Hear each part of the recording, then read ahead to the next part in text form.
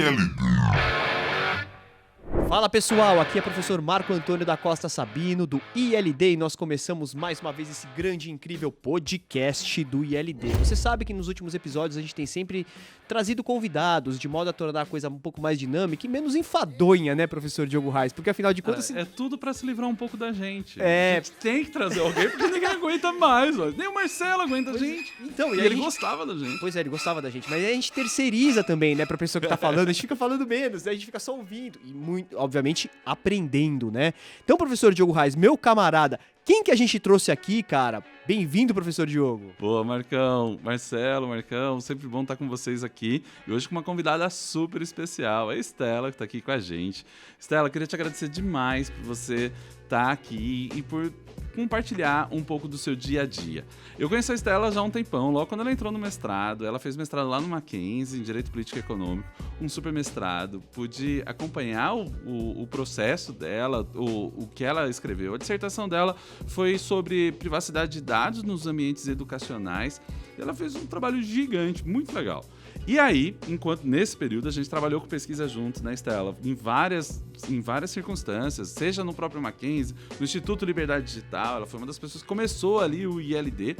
Só que depois o próprio trabalho, a dissertação de mestrado, de uma certa maneira, abriu para ela algumas portas. E uma delas, que é muito legal, e um dos motivos também dela estar aqui hoje, foi que ela passou a integrar o jurídico do próprio Mackenzie, justamente sendo a primeira de PO lá do Mackenzie. Ou seja, meio que a vida imita a arte, o trabalho dela que acabou se transformando na vida profissional. E hoje a Estela é de PO do Mackenzie e traz o desafio da privacidade no ambiente educacional. Então a ideia não é conversar com alguém só que pesquisa, mas com alguém que faz isso acontecer. Então, Estela, super obrigado, é um enorme prazer estar com você aqui e aprender contigo, como eu sempre aprendi, e ter esse momento para dividir com todo mundo é uma alegria enorme. Obrigadão, viu? Imagina, eu que agradeço, estou super feliz de estar aqui, dividindo a mesa com você, professor Marco, que eu acabei de conhecer, mas já foi super rica a nossa pré-conversa aqui, estou super feliz. Mais feliz ainda de estar no ILD, né? Eu que vi nascer como se fosse um filho, né? Que a gente vê nascer e já está aí crescido e fazendo tanta coisa legal. Muito legal também, tenho assistido o podcast de vocês, tenho ouvido e visto quanta gente bacana vocês têm trazido. E agora a responsa, né? Tá aqui com vocês. Tenho certeza que quem vai aprender sou eu. Então, é o seguinte, pessoal, você tá vendo como a Estela aqui, se você é um fã do nosso podcast, amanhã você pode estar aqui conosco, cara. Então, por favor, pra lançar promoções, Marcelo, eu não sei o que fazer. Mande um e-mail, um WhatsApp Recorte pra gente. os rótulos de alguma coisa. Marque o ILD nas redes sociais, que amanhã a gente faz uma promoção pra você sentar aqui com a gente. Tipo, não tem rádio que faz isso? Tem rádio que faz Pois isso? se prepare, né? Já fique no jeito. Legal. Cara, a ideia é boa. Não é boa? Vamos pensar nesse negócio e tentar organizar isso daí. Porque não dá pra fazer um negócio fake, né, Marcão? Não dá pra fazer um negócio feio. Então, Estela, legal você estar aqui, é um prazer você estar aqui. Acho que a gente pode começar com uma primeira pergunta. Essa função de encarregado de dados, ela é uma função que virou um frenesi, né? Principalmente depois do advento da Lei Geral de Proteção de Dados. E os advogados, eles viram nisso um mercado bastante relevante, né? O advogado gosta dessa situação de ter novos trabalhos, etc, né? Agora, conta pra gente um pouco como é essa história, na prática, de ser uma encarregada de dados. Conta um pouquinho do seu dia a dia, conta um pouquinho dos seus desafios. Acho que vale a pena você falar um pouquinho pra gente, porque o ouvinte também tem curiosidade a respeito disso. Joia, você tem toda a razão. Acho que é um cargo novo, uma profissão nova que surgiu, né? A Lei Geral de Proteção de Dados colocou encarregado, muitas pessoas não conhecem, e eu te digo que eu tenho que explicar várias vezes. Eu sou encarregado de proteção de dados. A pessoa já imagina carregando, né? Alguma coisa. Como xarifado de algum lugar.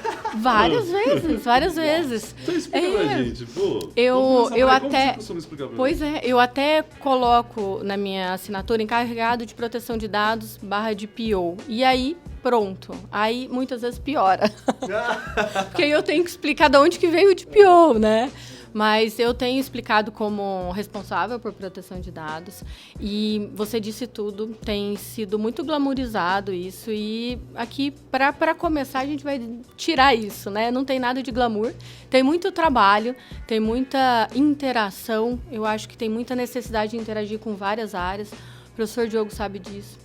Quando a gente trabalha com tecnologia, não adianta só o advogado, né? A gente precisa se unir a uma pessoa de compliance, a gente precisa se unir a uma pessoa de tecnologia. Esse mundo da LGPD, de proteção de dados, não tem como um advogado, com o currículo que a gente tem nas faculdades hoje, trabalhar com proteção de dados sem ter uma pessoa que conheça de tecnologia a fundo. Olha que legal que você está falando a respeito do currículo das faculdades. Pois é. E mesmo que o advogado vá atrás, acho que mesmo que ele busque conhecer um pouco mais de tecnologia, que isso hoje é mandatório, né? Acho que não só para o advogado, todas as áreas hoje precisam disso, mas precisa se unir com uma pessoa técnica que conheça mais a fundo. Não vai querer se dizer o entendido de todas as áreas, né? Pois é. E a gente vê isso acontecer. Eu acho que um ponto super importante para tocar um projeto de LGPD é montar um comitê onde você também tenha outras áreas que agreguem ali. Hoje, no meu trabalho, a gente atua com um comitê de proteção de dados que tem uma pessoa do jurídico, que eu não faço parte do comitê, mas eu trabalho junto com esse comitê. No comitê tem uma pessoa do jurídico, uma pessoa de compliance e uma pessoa de tecnologia. Então, as discussões de alta criticidade são discutidas nesse contexto, o que dá até respaldo para o DPO. Né? Claro. E, bom, falar dos desafios aí do dia a dia, a gente precisaria de alguns episódios.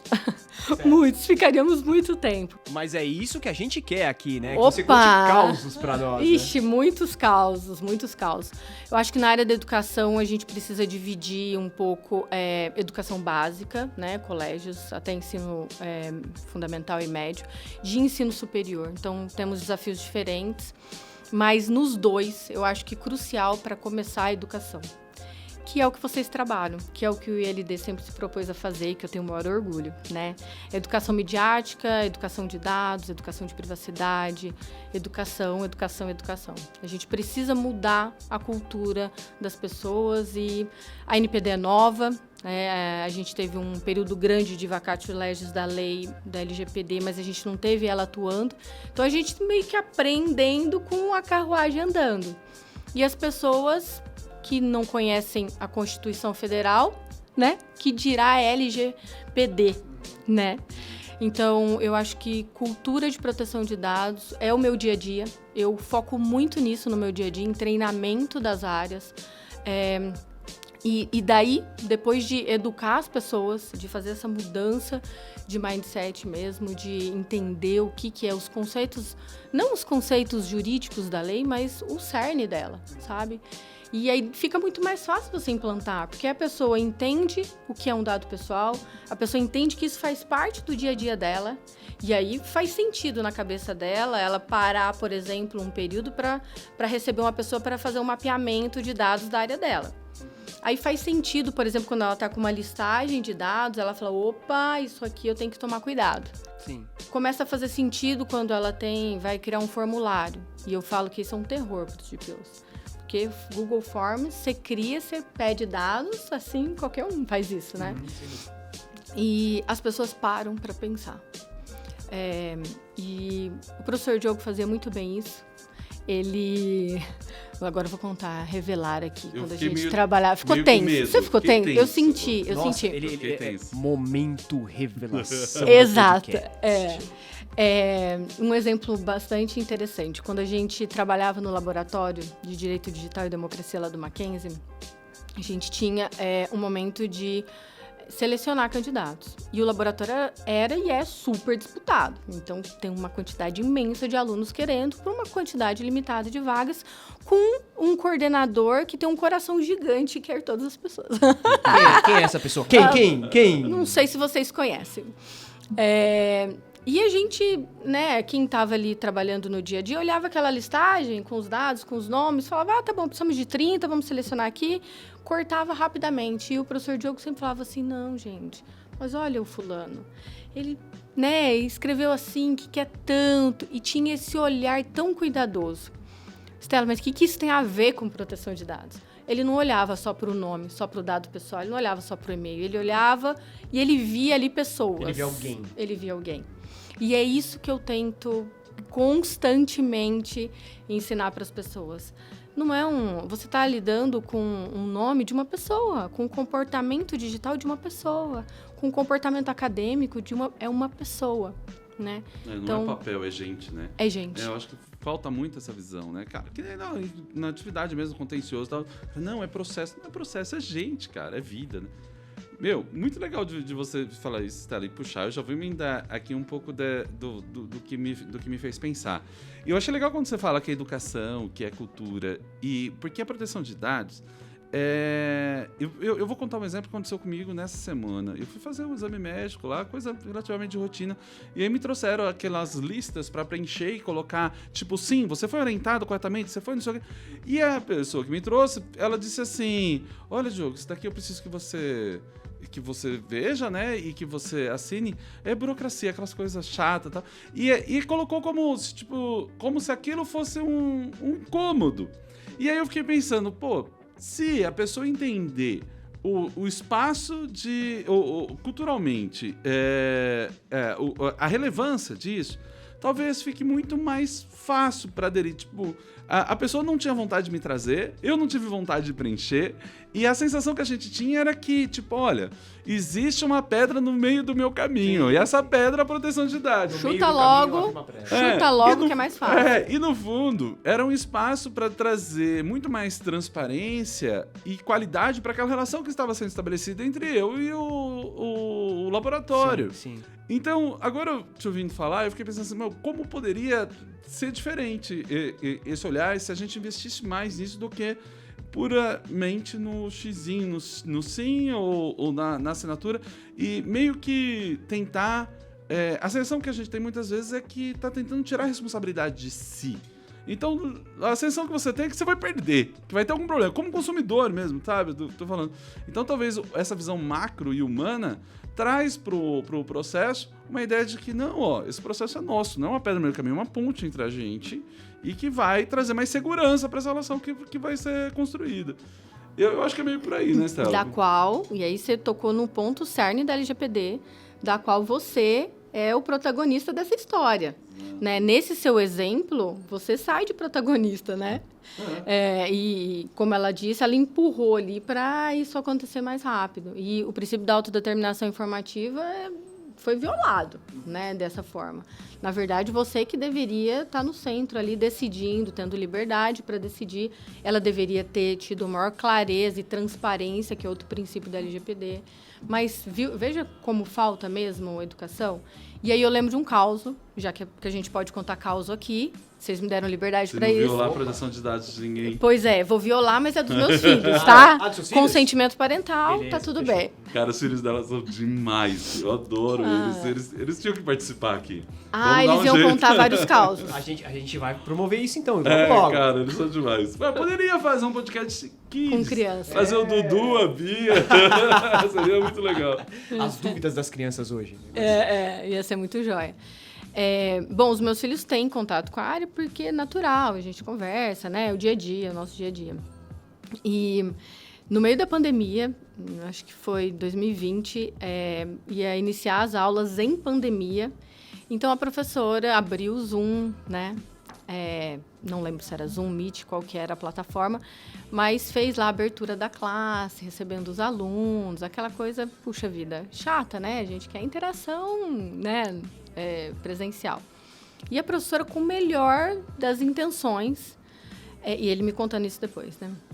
Começou a fazer perguntas para as crianças, para elas interagirem. Imagina a situação da professora querendo fazer a interação das crianças via Zoom. E aí, muito desafio. O setor, os professores foram incríveis.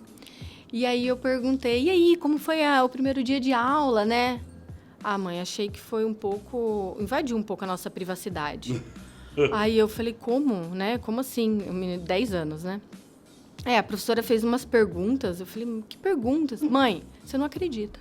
Ela disse assim, ela pediu muitos dados pessoais.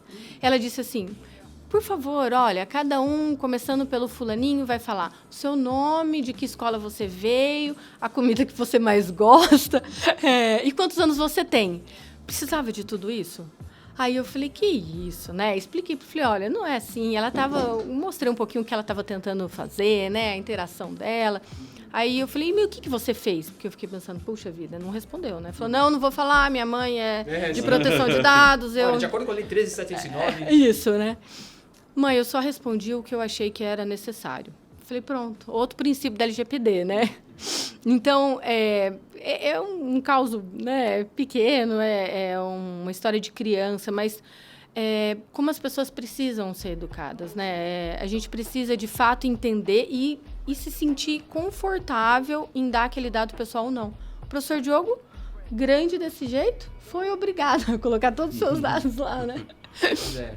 E eu acho que se essa educação começar nos pequenos, eles vão ter mais esse senso crítico de dizer, olha, eu estou confortável de dar o meu nome, quantos anos eu tenho, mas não quero falar minha comida preferida, por exemplo. Claro.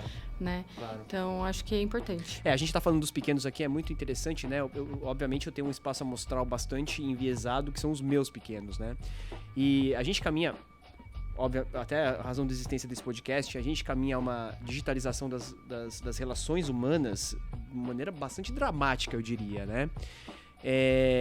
E a gente tá falando aqui de questões que são questões, por exemplo, o caso que você contou, ela me perguntou, cara, quantos anos eu tinha, onde eu morava, né?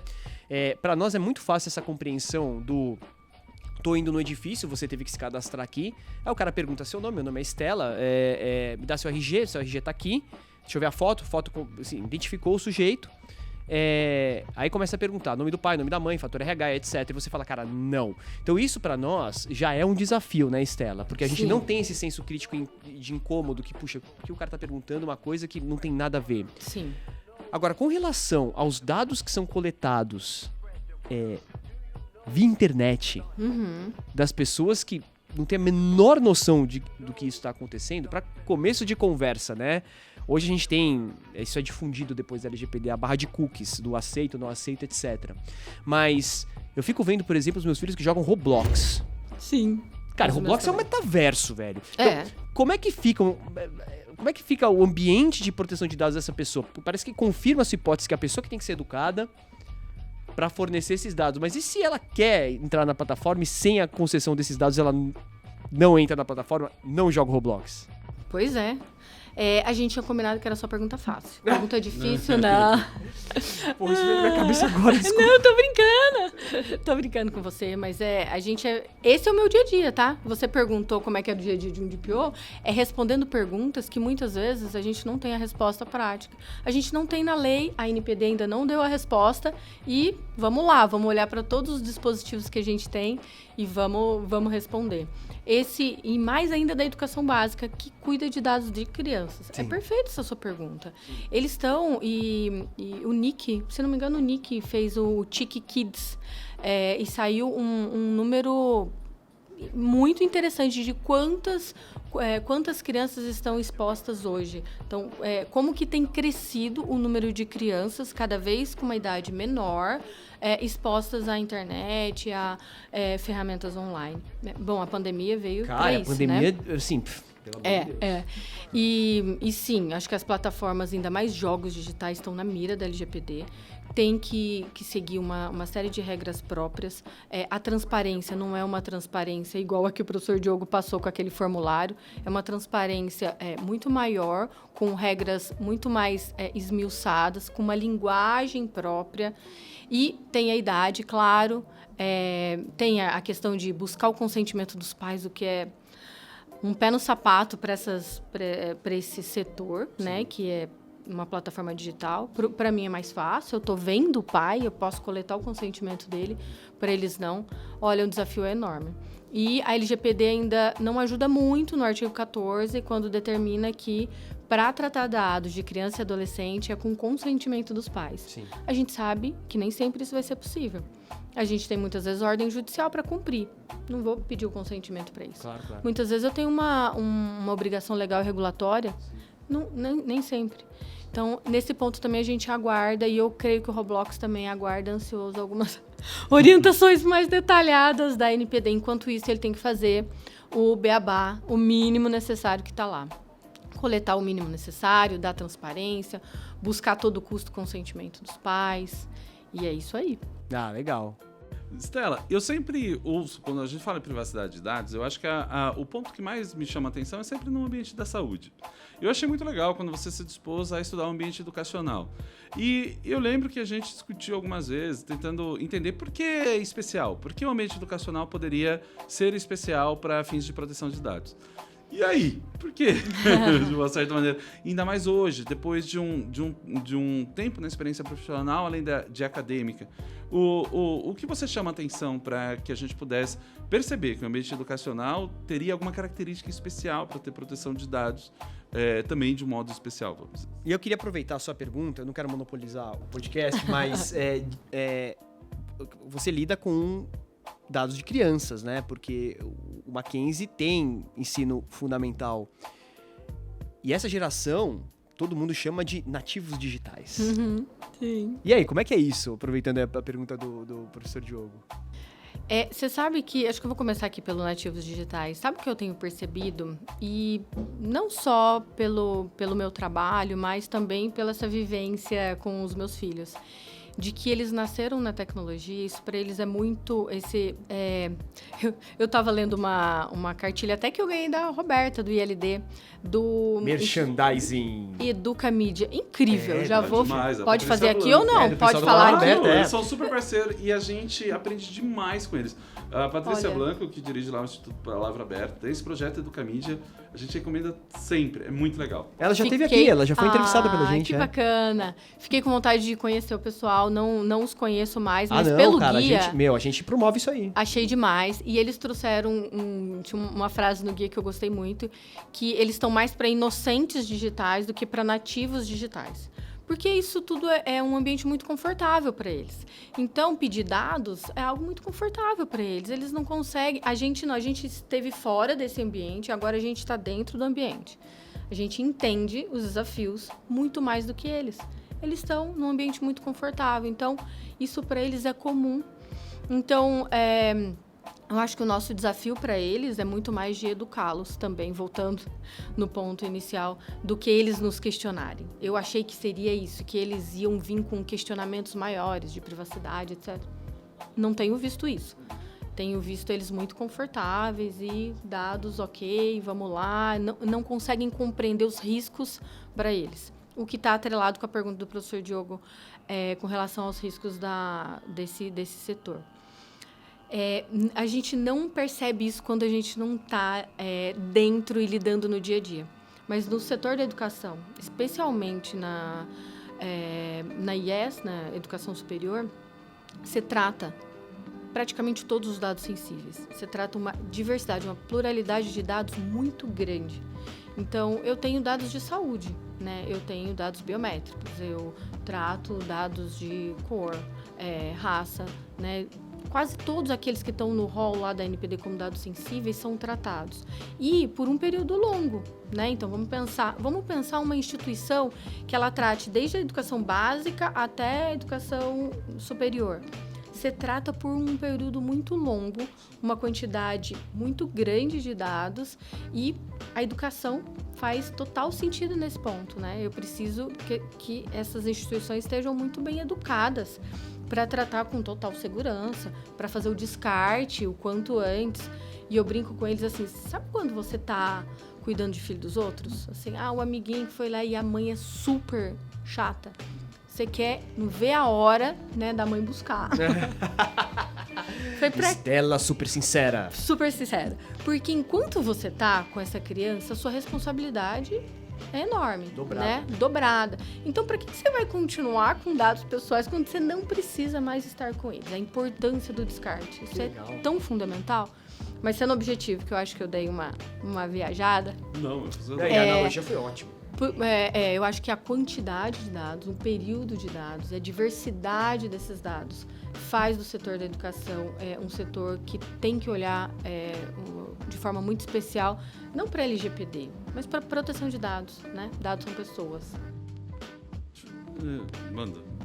Não, par. ímpar. Manda, Marcão, manda, senão Não, eu só ia falar o seguinte, tem a questão também da obrigação legal, né? Dependendo de como for, a instituição de ensino, ela precisa ficar com os dados por um determinado período, né? Até para registro de histórico, diploma e tudo mais, Exatamente. Várias normas, portarias, regulamentações do MEC nos obrigam a guardar esse dado por um determinado período. Tem algumas por bastante período, alguns tipos de documento, né? E claro, mas aí você tem uma base legal para isso, que está disposta na LGPD, e ok. O que a gente, com o meu exemplo lá da criança, né? São dados que eu não preciso guardar, sabe? Que já passou esse período, ou que são dados que eu não recai uma obrigação legal e regulatória. Então, eu sempre peço que eles olhem com muito cuidado. Coletou, tratou, passou o período, vamos descartar, e descarte com segurança, né? O que é mais importante. O que eu ia perguntar, Estela, você me fez pensar nisso a partir da sua fala. E se a gente olhar um pouco mais para dentro desse ambiente educacional, o papel do professor nesse processo? Eu sou professora, sei lá, talvez uns 15 anos, e sei o quanto a gente se envolve, em especial no ambiente das humanas, eu suponho. Não sei se eu estou certo, mas, por exemplo, eu leciono direito eleitoral, leciono direito digital e diversas questões. Muitas vezes tem conteúdo, inclusive no próprio debate em sala, que acaba tendo conteúdos sensíveis, sobre inclusive posições e tudo mais. E aí, como que é isso? A lei prevê uma exceção e a gente vive numa bolha ali onde não tem nada? Ou qual a responsabilidade? Ou o que você acha que seria legal para os professores pensarem um pouco como tratar esse tema da proteção de dados na sala de aula, diante da sua atividade comum, não numa ideia de educação, de proteção de dados, mas, basicamente, uma consulta. Mandaria a fatura logo em breve. Nossa, muito legal falar nisso, muito legal mesmo. Nesse ambiente, muitas ideias e muitos dados sensíveis são revelados. A gente tem conversado muito com os coordenadores, com os diretores sobre isso. Primeiro, são dados sensíveis, opinião política, opinião religiosa, né? Quanta informação que pode causar um impacto sério na vida das pessoas é tratado no âmbito das universidades. Uhum. E ali é o momento que eles têm para falar, ali é o momento que eles têm para debater ideias. É um ambiente que tem que ser o mais seguro possível. Sim. Né? Mas, e aí, o que eu acho que é o cuidado que tem que se tomar nesse ponto? Né? De não deixar que alunos gravem as aulas, por exemplo, e compartilhem o que está sendo falado nas redes. Né? Isso é super importante. Sim. Né? Muito mais pela privacidade, não tanto pela proteção dos dados. Né? Uhum. Claro que está intrinsecamente ligado ali uma coisa ou outra. Mas eu sempre falo isso. Toma cuidado. Nesse ambiente, é um ambiente para o aluno, para o professor se sentir confortável. Para ele poder debater mesmo, enriquecer. E ali muitas informações sensíveis que devem ser tratadas ali. Acho que mais uma questão de segurança da informação. O que eu vejo de risco aí é gravar a aula, recortar, compartilhar. Então, acho que o uso de celular para gravar esses momentos ficam complexos. Eu, como professora, ia até orientar que não fosse gravado, para que todos pudessem se sentir mais confortáveis. Nossa, então, isso que você está falando me faz ter arrepios, né? Porque a gente, quando dá aula no Zoom ou em qualquer outra plataforma, aparece lá, principalmente no Zoom. This video... Como é que é? This occasion is being recorded, né? E aí você tem que dar um OK, got it, é o botão. E aí quando você dá o got it, você tá sendo gravado falando, tá todo mundo sendo gravado falando, e aquilo cai, cara, assim, no limbo, que você não sabe onde vai parar, porque assim, dependendo da instituição, ninguém fala com você, ninguém sabe, não tem nenhum termo de autorização, né, da sua imagem, expressão corporal, voz. Pois é. Precisa. E aí, muito interessante, para onde vai, acho que como professor é importante você pensar nisso, para onde que vai esse vídeo? Onde que as aulas são hospedadas? Que tipo de plataforma é essa? Por quanto tempo vai ficar lá? Né? São coisas que a gente toma esse cuidado. Uhum. Olha, passado o semestre, essas aulas ainda precisam ficar lá? Ou um ano? De repente precisam, né? Para mais um tempo. Mas delimita esse tempo. Porque quando você delimita o tempo que você está cuidando da criança, né, você delimita a sua responsabilidade ali, o quanto você vai cuidar desse material que é tão precioso. A instituição de ensino precisa ser um ambiente livre para debate de ideias e confortável.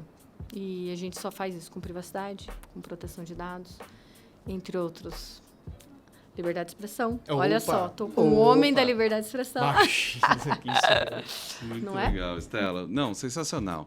Eu realmente acho isso. Eu acho que a gente teve um olhar para a privacidade meio ruinzinho, assim, como se a privacidade fosse para esconder algo, como se quem não deve não teme, ou outra coisa. E muitas vezes a gente não viu esse papel ativo da privacidade, que não é esconder nada, é garantir a tua individualidade. E é muito legal da forma que você coloca, porque a gente começa a perceber a utilidade disso. Eu acho que faltou muito nesse espaço. A gente debateu muito LGPD, talvez debateu pouco cultura de privacidade de dados. A gente talvez precisasse entender um pouco melhor por que eles valem tanto e por que eu tenho que ser protagonista desse espaço. E talvez um caminho até semelhante que a gente fez com a jornada do consumidor, né? Quando o Código de Defesa do Consumidor ele aparece e a gente vai fazendo essa jornada de compreensão, de protagonismo, de tudo, até a inversão do ônus da prova e tantas coisas que o direito do consumidor acabou criando, até a gente se apropriar desse espaço como consumidor. Talvez a gente se aproprie desse espaço como titular dos dados. E aí, talvez, essa jornada ela pode espalhar e ter mais sentido do que apenas um monte de papel onde você faz X e assina, como se fosse um problema burocrático, uma pedra no meio do caminho. E de repente, fazer disso algo com mais efetividade. Mas os desafios são enormes, cara. E eu acho que em todos os ambientes a gente vai viver isso. Eu acho que o ambiente educacional é um ambiente que talvez a gente vai viver isso por diversas dimensões. Desde a opinião filosófica, religiosa, política e tudo mais, mas também a obtenção dos dados e a manutenção desses dados por um período talvez maior do que precisa, porque é necessário que os ambientes educacionais tenham registro sobre seus egressos, sobre o pessoal que saiu, enfim, tudo isso é necessário. Mas eu fico feliz também de ver o quanto talvez a gente já esteja evoluindo nesse processo. Então, acho que te ouvir me fez pensar um pouco mais a respeito disso, de que a gente tem um caminho aí para trilhar. E tem muitas dúvidas, mas também talvez tenha bons motivos para continuar e tentar fazer da privacidade de dados uma realidade, não apenas mera burocracia ou formalidade que só te faz preencher, assinar papel como se fosse encher o saco de todo mundo. E não fosse a sua verdadeira função, que é fazer valer um direito fundamental de cada um e te colocar no comando desse direito, né? Mas eu acho que é isso, Marcão. Eu não sei, cara, se você... Eu acho que o nosso tempo tá acabando. Eu tô vendo o Marcelo já... Time's up, velho. E fica à vontade pra vocês seguirem com o encerramento. Eu acho que eu já falei demais aqui. Não, que é isso, Diogão. Não, acho que é isso, né, cara? Acho que você falou bem. Talvez a gente pensar numa parte 2 aí pra falar dessa cultura de privacidade mesmo. Me encanta o tema nesse sentido, né, da questão do como a gente... esse revanchismo também, né? A gente achar que as Big Techs pegavam os nossos dados e agora veio a LGPD, então a gente tem que se colocar contra elas. Quer dizer, é sobre toda essa situação, mas de fato hoje não dá mais tempo. A gente queria agradecer você, Estela. Muito obrigado por você ter vindo. Foi ótimo o debate aqui e você sempre pode encontrar as portas abertas aqui no podcast do ILD. Verdade, professor Diogo? Show de bola, Marcão. E, Estela, eu não sei se você puder, além de, falar umas palavrinhas finais, mas deixar uma dica para quem eu vejo muita gente, em especial jovens advogados e advogados, querendo e investindo muito nesse processo de privacidade de dados, de PO e tudo mais. O que você talvez poderia deixar uma mensagem ou dica ou alguma ideia para aquele que quer ou que está iniciando, né, nessa área? Diga aí, por favor. Bom, primeiro só gratidão, agradecer, que delícia estar aqui com vocês. Muito gostoso falar desse tema que para mim é tão importante, tão bacana e num ambiente tão descontraído, né, de um bate-papo mesmo. Bom, eu acho que primeiro é tirar esse glamour, né? Como eu iniciei dizendo, é um trabalho árduo, um trabalho que você precisa unir aí diversas forças. Acho que não achar que você vai fazer tudo sozinho, né? Não, sou advogado, conheço de tecnologia e vou lá. Se una aí áreas diversas, busque uma certificação, conheça um pouco de tecnologia, isso vai ajudar muito. Mas essa união com outras áreas é fundamental. E olhe os seus dados como pessoas. Acho que esse é fundamental. Ensine as pessoas a verem que atrás de um número tem uma vida, tem uma história, tem uma família. Acho que é esse o cerne. Quando você entender isso, fica fácil cumprir LGPD. Né? Todas as outras coisas vêm em consequência. É isso. Obrigada e estou esperando o convite do próximo. Que legal, Maravilha. bacana. Maravilha, Estela, brigadão. Marcão, fecha aí, por favor. Não, eu fecho então, cara. Obrigado, Estela, de novo. Obrigado, professor Diogo, Marcelão, todo mundo que faz desse podcast uma realidade. A gente fica, então, aguardando os seus comentários e espero que essa brilhante participação da Estela tenha trazido alguma coisa de útil para você. E você é a nossa razão de existência, portanto, não deixe de nos seguir, não nos cancele. Obrigado aí, gente, e até a próxima. Valeu! Valeu!